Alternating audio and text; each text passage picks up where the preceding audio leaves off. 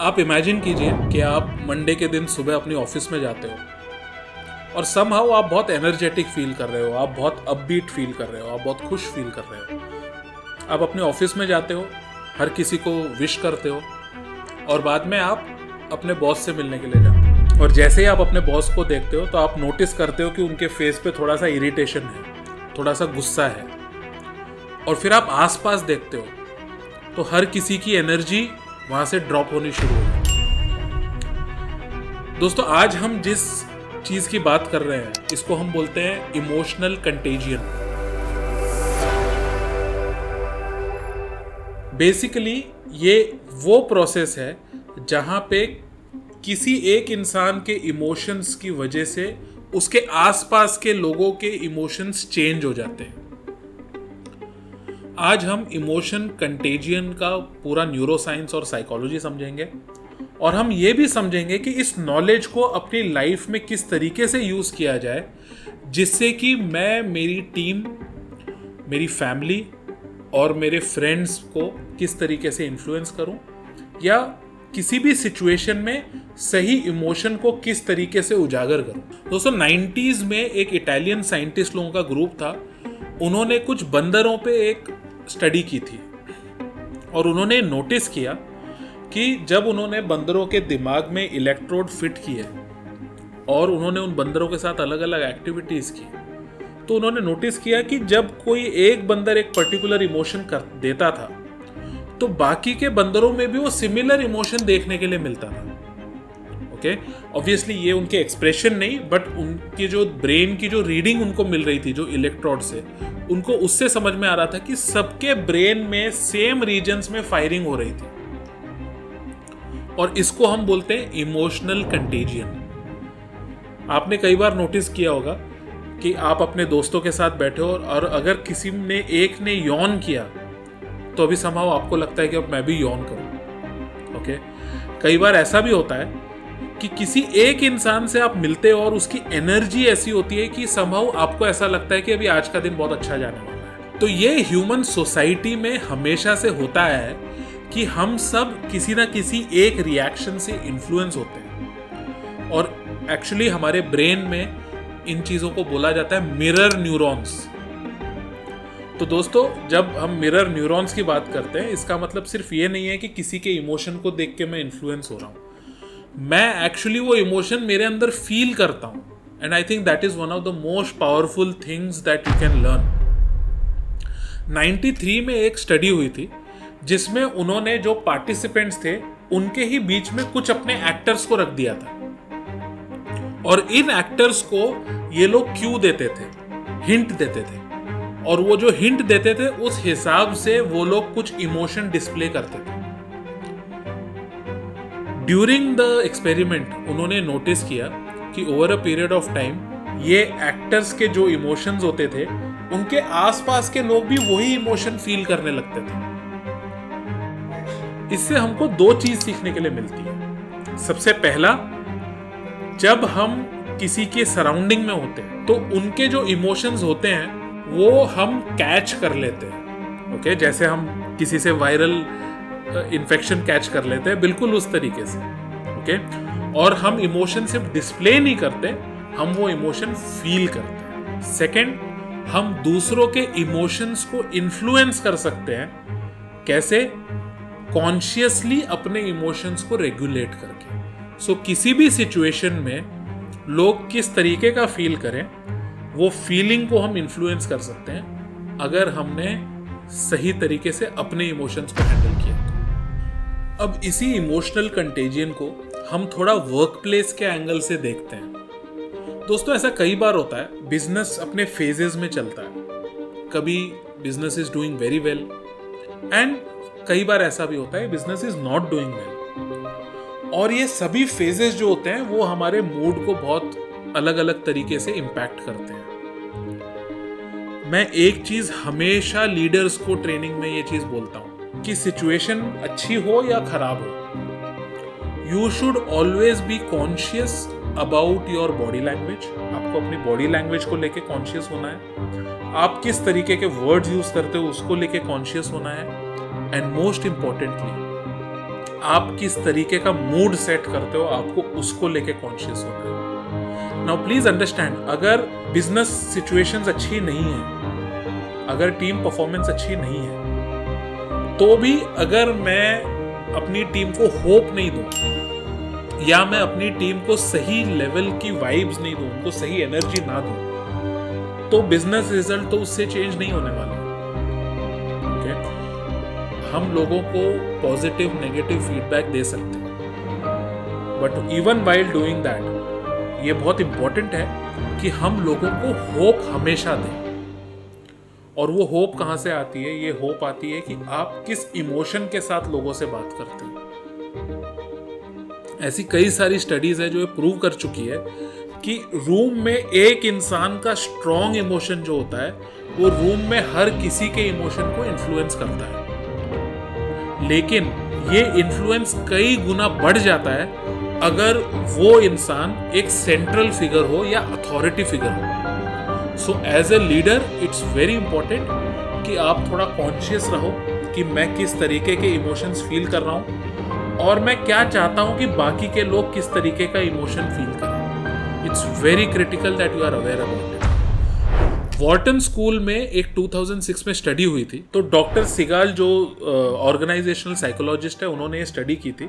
उन्होंने क्या किया कि वो अपने स्टूडेंट्स को एक लैब में ले गई और वो लैब में उनसे अलग अलग बिजनेस सिमुलेशन के डिसीजन मेकिंग की एक्टिविटीज वो करवा रही थी। स्टूडेंट्स को ये नहीं पता था कि हर टीम में उन्होंने स्ट्रेटेजिकली एक एक एक्टर को प्लेस किया था और हर एक्टर को उन्होंने हिंट दी हुई थी कि किस तरीके के मैसेज पे उनको किस तरीके का इमोशन डिस्प्ले करना है। शी नोटिस्ड कि जब भी कोई पॉजिटिव इमोशन डिस्प्ले करता था, जैसा कि जॉय या एक्साइटमेंट या मोटिवेशन, उसका असर पूरी टीम पे पड़ता था और वो टीम ज्यादा क्रिएटिव डिसीजंस लेती थी और ज्यादा बेटर डिसीजन लेती थी और सब आपस में कोऑपरेट करते थे। लेकिन जब भी वो एक्टर कोई नेगेटिव इमोशन डिस्प्ले करता था तो उसका असर पूरी टीम पे ये होता था कि टीम थोड़ी सी डिफेंसिव हो जाती थी, थोड़ा सा सेफ्टी सीक करती थी और डिसीजन लेने में ज्यादा समय लेती थी। तो इससे हमको ये पता चलता है कि जो स्ट्रॉन्ग इमोशंस होते हैं वो लोगों पे ज्यादा असर करते हैं। उसके ही साथ में इमोशन डिस्प्ले करने वाला अगर कोई अथॉरिटी फिगर होता है या सेंट्रल फिगर होता है तो इमोशनल कंटेजियन भी उतना ही स्ट्रॉन्ग और पावरफुल होता है। तो अब हम समझते हैं कि इमोशनल कंटेजियन का लीडरशिप के साथ में क्या रिलेशनशिप है। आप इमेजिन कीजिए, एक लीडर जो होता है वो एक थर्मोस्टैट की तरह काम करता है, यानी कि वो जो डिसाइड करता है वो ही टेम्परेचर रूम में आ जाता है और उसके जो इमोशंस होते हैं वो बहुत ज़्यादा स्ट्रांगली बाकियों को इम्पैक्ट करते हैं और बाकियों को इन्फ्लुएंस करते हैं। डैनियल गोलमैन, जिन्होंने इमोशनल इंटेलिजेंस पे बुक लिखी थी और उन्होंने एक्चुअली इमोशनल इंटेलिजेंस वर्ड को दुनिया के आगे पॉपुलराइज किया था, उनकी स्टडी में एक बहुत ही पावरफुल चीज़ सामने आई। उन्होंने नोटिस किया कि एक लीडर के वर्ड से ज़्यादा उस लीडर की जो फीलिंग्स होती थी वो लोगों पे ज्यादा गहरा असर डालती थी। ओके, बिकॉज आप वर्ड्स को फेक कर सकते हो। इस मोमेंट पे मेरा मूड कैसा है या एक गिवन सिचुएशन पे मैं कौन सा इमोशन महसूस कर रहा हूं, ये चीज मैं फेक नहीं कर सकता। और जब मैं अपने इमोशंस को अच्छे से कंट्रोल करता हूं और उन इमोशंस को अच्छे से यूज करता हूं और एक्सप्रेस करता हूं, तो उससे हर कोई इन्फ्लुएंस होता है मेरे आसपास। 2005 में एक और बहुत ही ज़्यादा क्रिटिकल स्टडी हुई थी और उस स्टडी में इन्होंने नोटिस किया कि जब एक लीडर अच्छे मूड में होता है और जब वो पॉजिटिव इमोशन के साथ में चैलेंजिंग टास्क अपनी टीम को देता है तो वो टीम बेटर कोऑर्डिनेटेड होती है, वो टीम ज़्यादा क्रिएटिव होती है और वो टीम बेटर रिजल्ट्स लेकर आती है। वहीं पे जब लीडर कोई नेगेटिव इमोशन एक्सप्रेस करता है, वो एंगर दिखाता है, वो डिसअपॉइंटमेंट दिखाता है या वो सैडनेस दिखाता है या वो डीमोटिवेशन दिखाता है, तो इसका डायरेक्ट इम्पैक्ट टीम की परफॉर्मेंस पे भी होता है। अब वो टीम रिस्क कम लेती है, वो टीम जितना हो सके सेफ ऑप्शन चूज करती है वो टीम हमेशा जो मिनिमम रिक्वायरमेंट होती है उसको मीट करने की कोशिश करती है। और ये इसलिए होता है क्योंकि हर टीम मेंबर ये सोच रहा है कि मुझसे कोई गलती नहीं होनी चाहिए। So here they are not thinking about performance. यहाँ पे वो लोग बस ये सोच रहे हैं कि चाहे कुछ भी हो जाए, मुझे कोई गलती नहीं करनी, जो मिनिमम रिक्वायरमेंट है बस मैं वो पूरी कर दूं।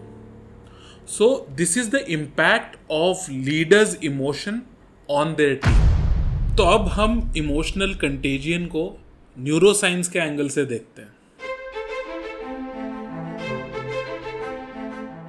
अब हमको ये तो समझ में आ चुका है कि जब हम दूसरे के इमोशन को देखते हैं तो सिर्फ हम देखते नहीं हैं, हम उसको रिस्पॉन्ड करते हैं। और रिस्पॉन्ड करने के साथ साथ हम उस इमोशन को महसूस भी करते हैं।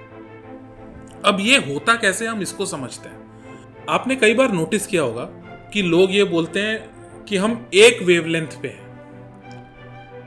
अब ये एक्चुअली लिटरली ऐसा ही होता है। जब लोग इंटरेक्ट करते हैं और जब वो इंटरेक्शन एक पर्टिकुलर पॉइंट पे पहुंचता है जहाँ पे हर कोई एक दूसरे को अग्री कर रहा है, एक्सेप्ट कर रहा है, और अगर कोई आर्ग्यूमेंट्स है तो वो आर्ग्यूमेंट्स भी बहुत ही ज़्यादा कंस्ट्रक्टिव आर्ग्यूमेंट्स हैं, तो उनके ब्रेन्स एक्चुअली सिंक्रोनाइज हो जाते हैं। और ये कई सारी स्टडीज़ में प्रूव हो चुका है कि जब वो ब्रेन सिंक्रोनाइज होते हैं तो एक्चुअली उन लोगों के ब्रेन के सेम एरियाज में न्यूरल फायरिंग होती है।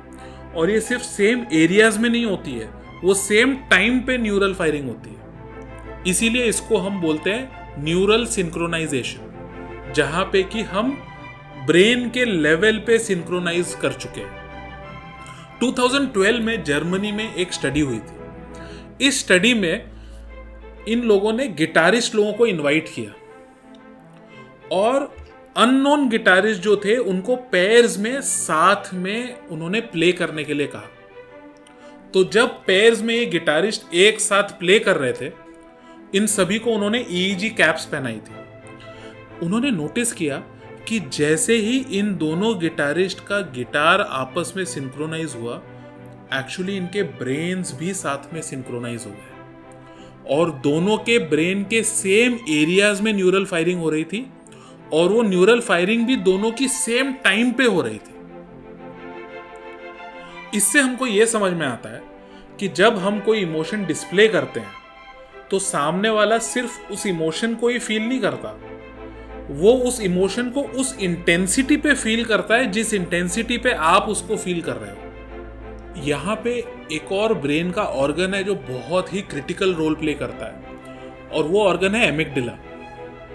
एमिगडाला को नॉर्मली हम लोग अलार्म सेंटर बोलते हैं और वो इसलिए बोलते हैं बिकॉज एमिगडाला हमेशा आसपास थ्रेट को ढूंढता रहता है और जैसे ही उसको कोई थ्रेट का परसेप्शन होता है वो इमीडिएटली एक्टिवेट करता है। इसीलिए जब हम किसी के साथ बैठे होते हैं और उनके चेहरे पे अगर हमको गुस्सा दिखाई देता है तो इमीडिएटली हमारा जो एमिगडाला है वो एक अलार्म सेट ऑफ करता है और वो इमीडिएटली कॉर्टिसोल बनाना शुरू करता है और बॉडी को एक्शन के लिए प्रिपेयर करता है।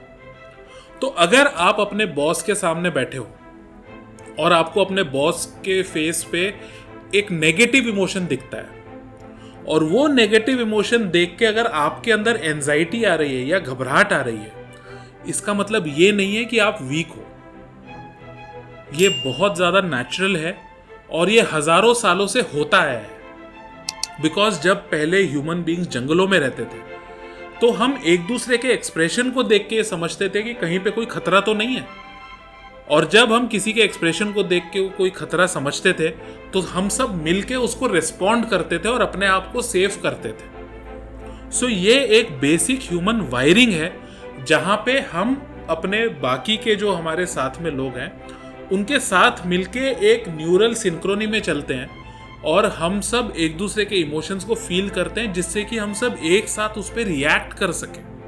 कई बार इसीलिए हम लोग ये नोटिस करते हैं कि लीडर्स के जो एक्सप्रेशंस होते हैं और जो इमोशंस होते हैं उसका उनके लीडरशिप के ऊपर बहुत इफेक्ट होता है, उसका रिजल्ट्स पे बहुत इफेक्ट होता है। Okay, because there is a chemistry to emotions.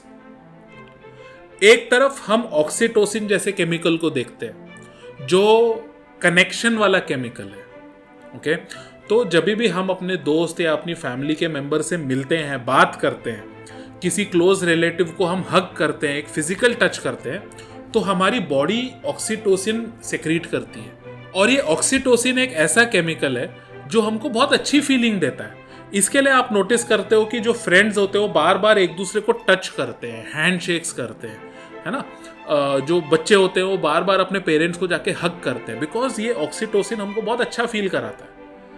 तो जब हम एक अच्छा एनवायरनमेंट क्रिएट करते हैं, एक पॉजिटिव एनवायरनमेंट क्रिएट करते हैं, तो टीम में ऑक्सीटोसिन बनता है। और जब ऑक्सीटोसिन बनता है तो टीम में हर कोई बेटर फील करता है, वो लोग ज़्यादा कोऑर्डिनेट करते हैं, वो लोग ज़्यादा एनर्जेटिक फील करते हैं।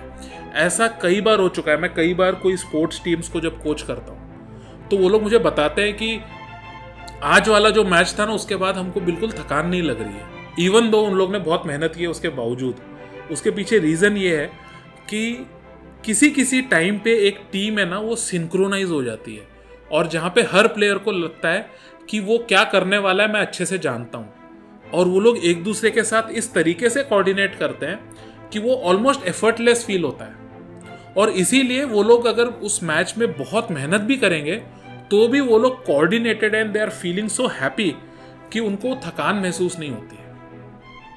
वहीं पे अगर लीडर स्ट्रेस दिखाता है, ओके, या वो एंगर दिखाता है, तो उस वजह से क्या होता है कि पूरी टीम में कॉर्टिसोल ज़्यादा होता है, और जब कॉर्टिसोल ज़्यादा सेक्रेट होता है तो लोग मिस्टेक्स ज़्यादा करते हैं, ओके, लोग थोड़ा ज़्यादा सेंसिटिव होते हैं, और लोग थोड़ा ज़्यादा डिफेंसिव हो जाते हैं। सो जब हम इमोशनल कंटेजियन की बात करते हैं, ये सिर्फ कोई फिलोसॉफिकल कंसेप्ट नहीं है, it is grounded in science.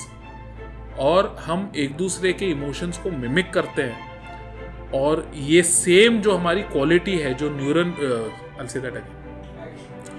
जो मिरर न्यूरॉन्स की जो एक्टिविटी है, ये हमको एक बेटर सोशल एनिमल बनने में हेल्प करती है। अब नेक्स्ट क्वेश्चन ये आता है कि नॉर्मल ऑफिस में तो हम फिजिकल प्रॉक्सिमिटी में रहते हैं, हम एक दूसरे से मिलते हैं, लेकिन रिमोट वर्क का क्या? तो ये 2014 में फेसबुक की एक बहुत पावरफुल स्टडी हुई थी, और इस स्टडी में इन्होंने क्या किया, इन्होंने 7 लाख फेसबुक के जो यूजर्स थे उनको स्टडी किया। उन्होंने इन यूजर्स की जो न्यूज फीड थी उसके साथ में थोड़ा मैनिपुलेशन किया। दे नोटिस्ड कि जब इन लोगों की न्यूज फीड में ज्यादा पॉजिटिव न्यूज इन्होंने देना शुरू किया, ज्यादा पॉजिटिव अपडेट्स देना शुरू किया, तो ये लोग जो अपडेट शेयर करते थे वो भी ज्यादा पॉजिटिव होने लग गई। वहीं पे जब इन्होंने इनकी न्यूज फीड में थोड़ा ज्यादा नेगेटिविटी ऐड कर दिया, तो इन्होंने नोटिस किया कि ये लोग जो भी अपडेट शेयर करते थे उसमें भी उतनी ही ज्यादा नेगेटिविटी दिखने लगी।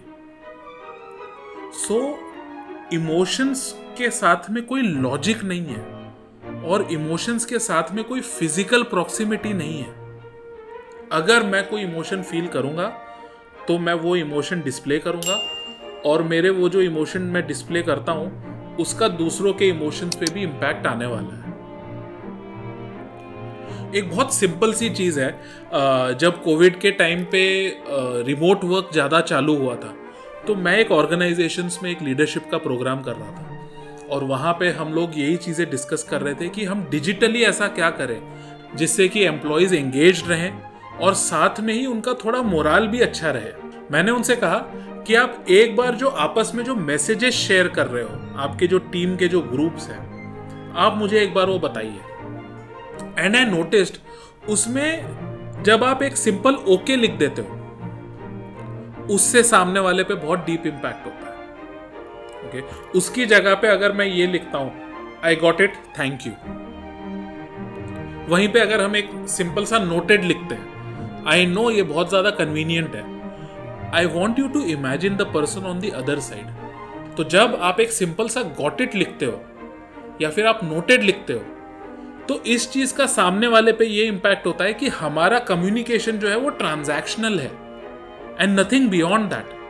हाउएवर, टीम को एंगेज करने के लिए एक सर्टेन पॉजिटिविटी होना बहुत ही ज्यादा इंपॉर्टेंट है, वार्मथ होना बहुत ही ज्यादा इंपॉर्टेंट है। तो हो सकता है आपको 1-2 वर्ड्स एक्स्ट्रा यूज करना पड़े, लेकिन वो 2 एक्स्ट्रा वर्ड जो है वो आपकी रिलेशनशिप्स भी डिसाइड करेगी और वो आपकी परफॉर्मेंस भी डिसाइड करेगी। सो इस पॉइंट पे मैं चाहूँगा कि आप एक छोटा सा रिफ्लेक्शन करें।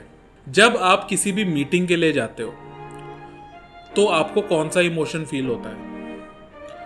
अगली बार अगर आप किसी जूम कॉल पे हो तो जब आप वो जूम कॉल में एंटर करते हो, एंटर करने से पहले आपको ये सोचना है कि अभी मैं कौन सा इमोशन फील कर रहा हूं। Can I consciously do something about it? ये बहुत ही ज्यादा क्रिटिकल है। देखो, नॉलेज लेवल पे अब हम समझ चुके हैं कि ये इमोशनल कंटेजियन क्या होता है, किस तरीके से ऑपरेट होता है, इसका लोगों पे क्या इम्पैक्ट होता है, इसका रिजल्ट्स पे क्या इम्पैक्ट होता है।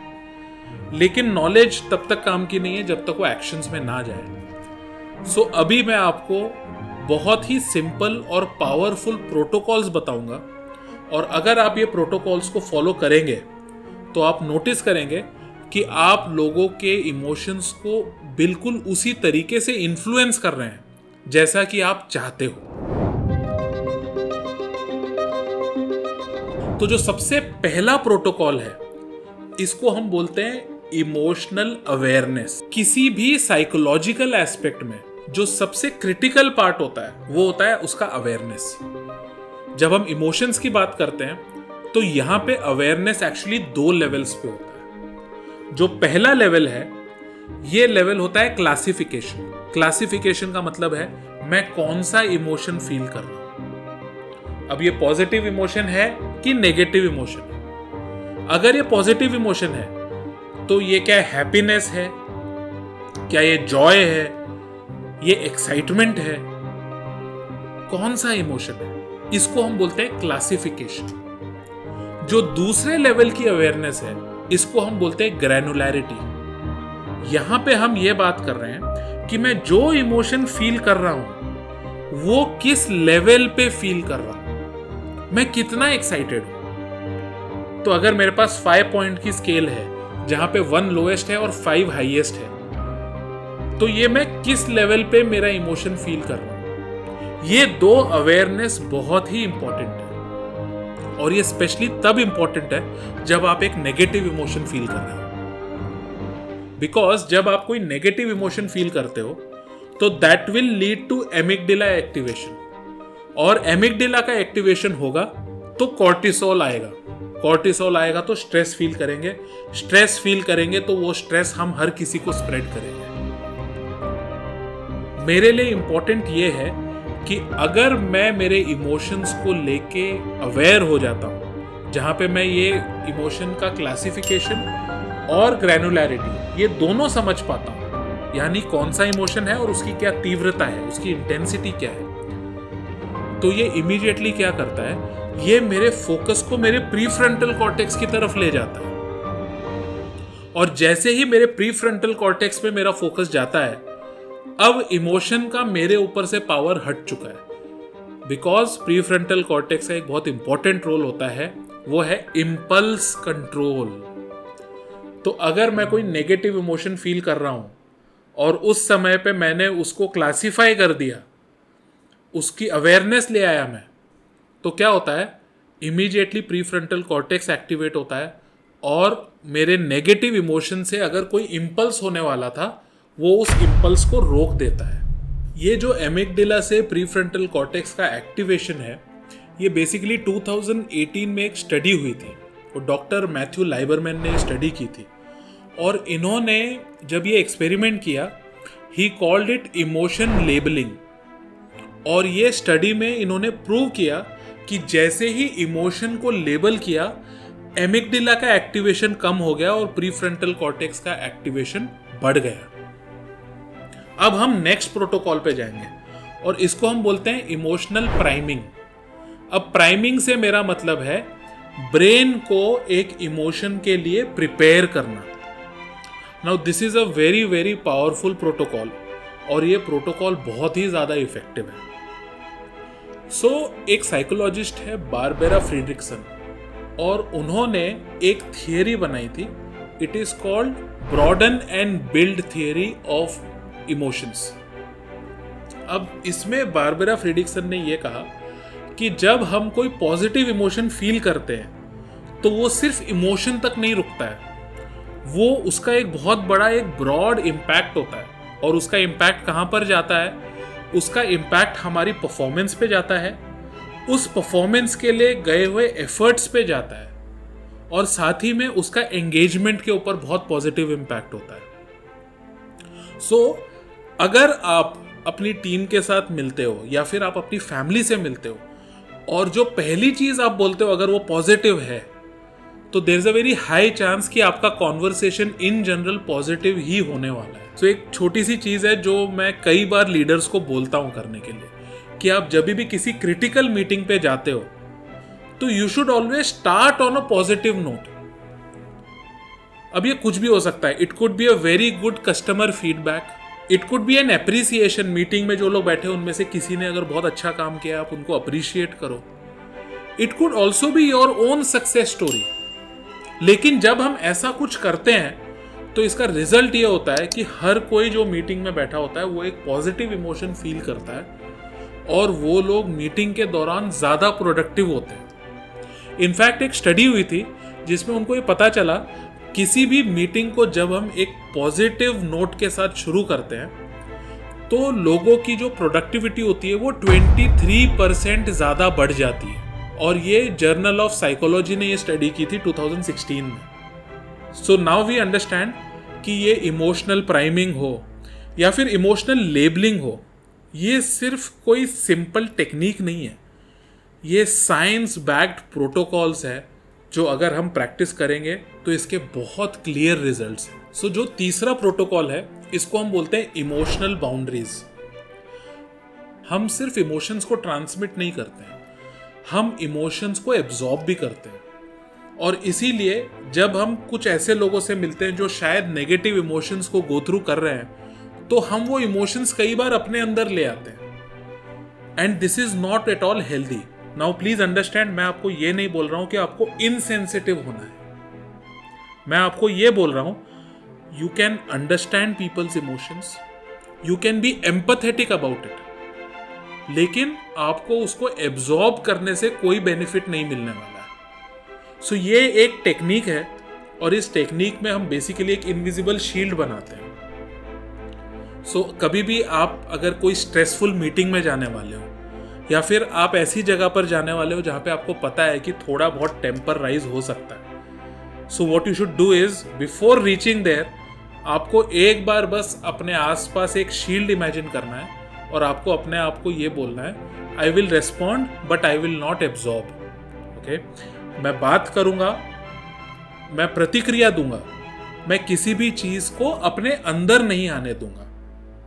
अब ये सुनने में आपको सूडो साइंस लगेगा, लेकिन 2016 में यूनिवर्सिटी ऑफ शिकागो में एथलीट्स के ऊपर एक स्टडी हुई थी और इस स्टडी के दौरान उन्होंने ये पाया कि जब वो एथलीट उस गेम में क्या करने वाले हैं उसके बारे में जब वो इमेजिन करते थे तो उनकी बॉडी एक्चुअली उसी तरीके से रिस्पॉन्ड कर रही थी जैसे वो एक्चुअली खेल रहे हैं। सो जो हम वर्ड्स यूज करते हैं वो एनर्जीज का फॉर्म होता है और जब हम इस तरीके की चीजें प्रैक्टिस करते हैं तो उसका हमारे ऊपर बहुत डीप इम्पैक्ट होता है। उसका एक साइकोलॉजिकल रीजन ये भी है कि जब आप अपने आप को ये वर्ड बोलते हो तो ये ऑटोमेटिकली आपके एमिगडाला के रेस्पॉन्स को कंट्रोल कर देता है और आपके प्रीफ्रंटल कॉर्टेक्स को एक्टिवेट करता है, बिकॉज आपकी बॉडी अपने आप को प्रिपेयर कर रही है कि मैं एक हाई स्ट्रेस या एक हाई इमोशन वाले एनवायरनमेंट में जाने वाला हूँ और इस एनवायरनमेंट में जाने के बावजूद भी मैं ये चाहता हूँ कि इसका मुझ पे कोई गलत असर ना हो। So this is a very very powerful technique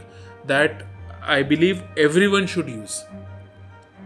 अब जो नेक्स्ट प्रोटोकॉल है वो ये भी है कि जब आप कहीं पे मिलने जा रहे हो, अब ये हो सकता है कि आप अपनी टीम के साथ में मीटिंग कर रहे हो सकता है आप एक पूरा दिन फिनिश करके अपने घर पे जा रहे हो। इट्स वेरी इंपॉर्टेंट कि आप इस चीज़ के लिए अवेयर रहो कि आप किस तरीके का इमोशन कैरी करके वहाँ पर लेकर जा रहे हो सकता है कि मीटिंग एक अच्छे रीज़न की वजह से हो सकता है मीटिंग किसी चीज़ को सेलिब्रेट करने के लिए हो, लेकिन अगर आप एक गलत इमोशन कैरी कर रहे हो तो वो हर किसी के मूड को ऑफ कर सकता है। हो सकता है कि आप पूरे दिन पे बहुत कुछ अचीव करके अपने घर पे जा रहे हो, यू आर वेरी हैप्पी, लेकिन आप थके हुए हो एंड बिकॉज ऑफ दैट आपका वो इमोशन ही आप कैरी कर रहे हो। तो रिमेंबर, आप घर पे भी वो डल वाला इमोशन ही कैरी करके लेकर जाओगे। So these are some very simple protocols जो आप अगर प्रैक्टिस करेंगे तो आपको उसके बहुत पावरफुल बेनिफिट्स मिलेंगे। देखो, अगर आप कहीं पे भी जाते हो और वहां पर आपके जाने पर लोग आपको देखकर अगर खुश हो रहे हैं, then it's a blessing. But ये भी बताता है कि आप जब उन लोगों से मिल रहे हो तो आप सही इमोशंस अपने साथ कैरी करके लेकर जा रहे हो। तो नेक्स्ट टाइम आप अगर अपनी टीम से मिल रहे हो, नेक्स्ट टाइम अगर आप अपने घर जा रहे हो, बी वेरी अवेयर कि आप कौन सा इमोशन लेकर उनके पास जा रहे हो, क्योंकि वही डिसाइड करेगा कि आप लोगों का मिलने पे एक्सपीरियंस क्या होने वाला है, आपका शेयर्ड एक्सपीरियंस क्या होने वाला है, और नेक्स्ट टाइम आपसे मिलने के लिए वो लोग कितना एक्साइटेड होने वाले हैं। अगर आपको हमारा कंटेंट अच्छा लगता है, अगर आपको हमारे चैनल से कोई नई इन्फॉर्मेशन मिल रही है, then please like and subscribe. अगर आपको लगता है कि आपके फ्रेंड और फैमिली को भी ये इन्फॉर्मेशन मिलनी चाहिए, then please share it with them. Thank you.